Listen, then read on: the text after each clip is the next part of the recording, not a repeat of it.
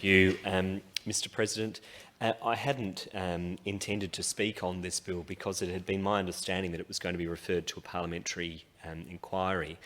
So I was pleasantly surprised to learn that that may not be necessary. Of course, it would have been nice to have heard that from the Minister and to have been advised where things were up to. I know Christmas is coming, but Secret Santa isn't always the best approach when it comes to matters in the Parliament.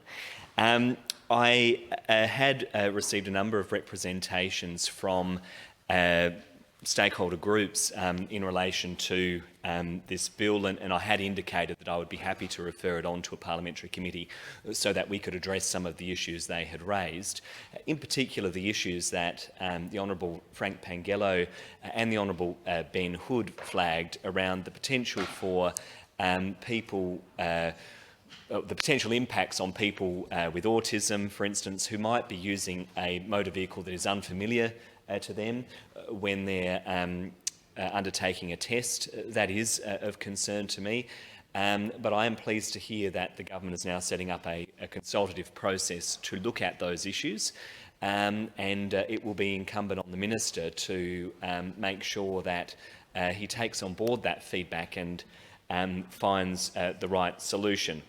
I will make the point, of course, I recognise that for a lot of regional people, they don't have a choice necessarily in terms of being able to leave their car at home or take public transport because the areas that they live in are just not appropriately serviced by public transport. And many members in this place will know my strong views around the need for regional rail. But also the need for us to have a public transport network that is consistent and runs right throughout the state, not just in metropolitan areas. The Honourable Frank Pangello flagged the parliamentary inquiry into public and active transport, which I chaired. The report was handed down nearly 2 years ago. It's sat in a drawer, I suspect somewhere in the Minister's office gathering dust.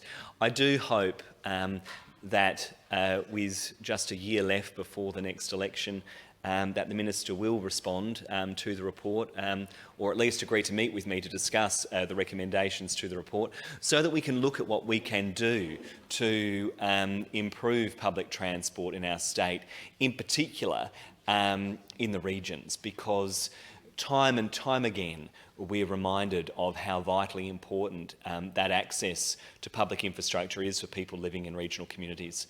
And with that, I conclude my remarks.